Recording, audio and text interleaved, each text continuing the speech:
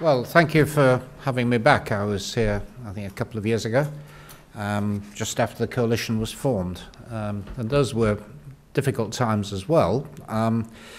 Britain was just coming out of a recession. Car companies had been hanging in there with, very flexible practices, cooperation with their workforce, but in very, very difficult conditions. And that, flexibility and toughness and quality has paid off because, as we've just heard, over the last couple of years we've seen sustained and strong growth, which is all the more striking because of what's happening in the rest of the economy and indeed, what happened past in history, the days of Longbridge and the troubles in the industry. So, what's happening today, this very positive story, is very, very striking, and it means a lot to the country at large and not just to the industry. I mean, you've had a day of discussion, so you'll have had lots and facts and figures, and I don't want to drown you in figures you've probably had several times already, but I think it is worth recapping that over the last year, I think it's something of the order of 5% increase in production, 1.4 million vehicles, over 80% of those exported. And as Ken said a few moments ago, the industry is on track to produce 2 million by 2015. Engine production up 5% to 2.5 million.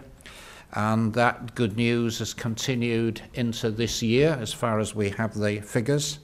Car production up by 9% in April and 12% over the first 4 months of the year, and exports up 10% this year so far. And I think in the first quarter of this year we had a trade surplus in cars, motor vehicles, for the first time in living memory. And I see a lot of this actually at first hand. I mean, there is this phenomenon in the legal profession of ambulance chasing. If you can imagine the opposite of ambulance chasing, it's me. I go around hunting good news, and a lot of it sort of winds up in your sector. And at the end of last week, I was in Southampton, opening the new deck in the port, where there was a constant stream of Jaguars and BMWs rolling off the production line, going off to China in a container boat. And in the last couple of years, I've made a point of going around, I think, almost all of the big producers. I think I've been around all the volume car factories now except Honda, and that's lined up for next month. And I've been around almost all of the specialist motorsport producers apart from McLaren, and that's lined up. So I see a lot of this at first hand, and it's a brilliant story. And I think, as one of the journalists pointed out a few moments ago, I think the industry needs a massive pat on the back. Just to put it in a kind of bigger context, and essentially what the industry now adds up to, we've got about 40 companies manufacturing vehicles in the UK, not just the global volume car producers, but van, truck, bus, specialists, niche marques, and the best plants in Britain in terms of all the objective measures of productivity are now amongst, if not better than any other in the world, certainly in Europe. And added to that, as again we've just heard, the quality of design and the quality of management, which I never thought I would hear said, but that's where we now are. And we've got over 3,000 companies, 135,000 workforce, and an expanding number, with over 10 billion for the UK economy. And if we add in the retail and service sector, and we should, because that's part of the industry and it's adding value, another 22 billion each. And if we add to that the motorsport industry, you've got another 6 billion. So we're talking about, a massive contribution to the UK economy. And it's, you get a sense of real momentum, that this isn't just steady state production. We're getting a lot of new investment, certainly over the last 18 months, 2 years. The figure I used to use in all these speeches was about 4 billion of new investment. I understand today the figures have been revised upwards. We're now talking about 5.5 billion of new investment by the industry over the last couple of years. And the headline cases, I think you're all familiar with, but it's worth rehearsing them. There was Jaguar Land Rover's announcement on 11th of May, spending a further 1 billion with UK suppliers. That's on top of the 2 billion in March. Indicates the strength of the sector and the commitment of the major producers and exporters. Nissan recently confirmed their 2 new models for Sunderland, representing 250 million of investment, creating 3,000 new jobs in the plant and supply chain. We add that the other announcements made recently, BMW, Ford, Bentley, Toyota and others. The 2 former I mentioned because they were supported by successful bids to the Regional Growth Fund, and there's a round 3 closes tomorrow. I don't know how many of your companies are in for it, but I know there are several auto companies there. I think it's worth mentioning because almost all of this activity has happened without government. I mean, this is private enterprise, it's private investment. We do facilitate a bit. There is a bit of government money, but we don't have money to hand out. And we try to use what we have carefully, and the Regional Growth Fund, I think, has proved to be successful.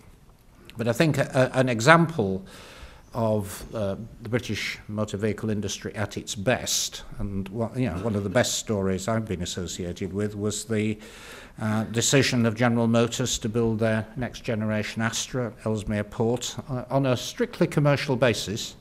And the really significant factors were the flexible labour agreement and what they regarded as the fact the UK was a very good business environment. I mean, I went to the States to talk to Mr. Ackerson and Gursky and to try and persuade them that this was the place to be. And I think the arguments that really cut through for them was this idea of, Great Britain Limited, that they had a very cooperative, very flexible workforce. The government was very much full square behind the industry. They had good management here. And that was a persuasive case. And as a result, a real boost, I think, to morale, and not just in their own plants, but the supply chain that will come in on the back of it. And I think that, in a way, was the sort of culmination of a lot of experiences I've had with the industry. And I took the view from the very outset. I mean, within hours of coming into office, I had to sit down with Treasury officials and how to work out how we're going to cut 25% of our budget. So there was no environment for going around with a big checkbook. We were going to have to support the industry in more subtle ways. And I think it's partly done by having generally good policies across the board, and we are trying to create an attractive tax environment for business investment and hard work, investing in infrastructure and what we call soft infrastructure, knowledge and education, trying to create a business-friendly approach to regulation. We've got a whole series of things now going through Parliament, which I launched yesterday on that front, and trying to get finance moving after the difficulties we've had with the banking system. But I also believed, and I think this is now becoming very clear, that quite apart from these general policies, it is the responsibility of government to get behind our successful sectors and successful industries. This isn't sort of picking winners in the old-fashioned way, but when you have a successful industry, and it could be the car industry, it could be aerospace, it could be our creative industries, it could be professional and business services, I think it's important that we as a government do what we can to get behind them. And I think actually in your sector, we have a real role model. And it works through the Automotive Council. I mean, I didn't set it up. I'm not claiming credit for it, something I inherited, but it's a very good model, and it's absolutely sensible that we therefore work with it. And it seems to me has exactly the kind of right relationship between companies within the industry and with government. They're not intervening. Nobody's trying to tell you what to do. There's no central plan. But it's a mechanism by which you get a proper high-level conversation about how you develop supply chains, how you develop a roadmap on new technologies, which are unlikely to develop spontaneously, how to develop future low-carbon products, as you've just been discussing here, the problems and the infrastructure associated with that, how we deal with skills, which are still a major problem, I know that. Every factory I go to, I'm told about the difficulties of attracting engineers and skilled workers, and having a good commercial environment. So it's a good collaborative approach. It isn't a cartel or anything like that, but it's sensible and collaborative, and that's exactly what we need to have. And I think it's in that kind of environment that it's easy to engender big new investment decisions. And, quoting some of the other cases which we've had recently, there's the Ford investment of $1.5 billion to support R&D and production in environmentally friendly vehicles. Nissan's $420 million in funding the Leaf and the associated battery factory at Sunderland. Toyota's first mass-produced fully hybrid car, which I was privileged to launch. And just today, BMW's new three-cylinder engine for their hybrid sports car, the i8, at Hams Hall. Now, as I say, most of this activity is coming through entirely commercial, private enterprise decisions, but I think we do take the view that where there is a market failure, to use economist jargon, governments do have a role to play, and that plays particularly in relation to advanced technology. We've tried to get behind ultra-low carbon vehicles. We've got a $400 million project for that. And the Technology Strategy Board's putting in another $250 million for low-carbon research, development and demonstration. We also think we have a role to play in helping the industry to get back some of the supply chain which has gone offshore. It's one of the history of the industry over the last 30 years, happened particularly in the 80s, but also more recently in the recent crisis. As you know, a lot of suppliers drifted overseas. I get a sense that a lot of companies now want to bring that back. It's partly an exchange rate phenomenon. When I was in Japan and in Yokohama with Nissan, we went through the cost calculations with me and explained that from their point of view, it now actually makes sense at current and plausible exchange rates to do a lot of things in the UK that they've been doing in Asia. There are a lot of other companies that make the same kind of calculation, but it needs a bit of pump priming, and we've set up again, with our very constrained finances, we've set up a $125 million advanced manufacturing supply chain initiative to support companies trying to bring back their supply chains to the UK, and that fund actually closes tomorrow. I'm sure that the industry's got some bids in.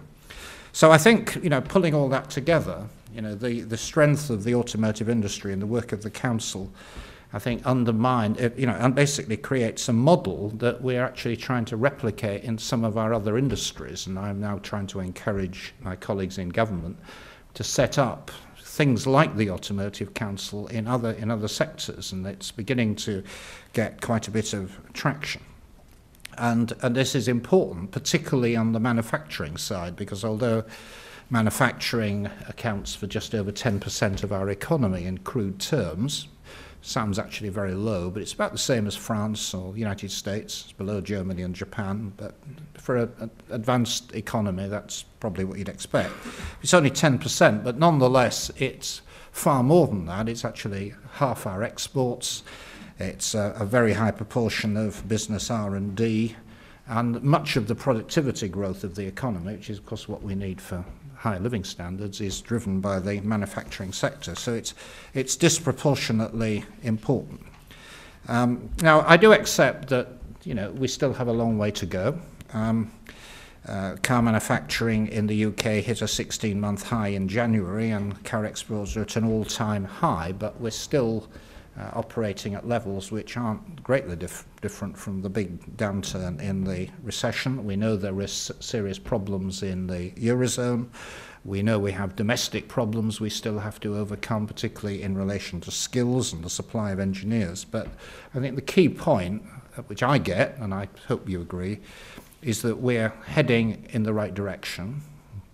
I think there's some really, really good news in this industry. There's some really positive things happening, both from individuals and from their companies, and I just want to applaud what you're doing. I think it's fantastic value for the country, and I want the government of which I'm part to just get behind you. Thank you. Good, Taylor, thank you.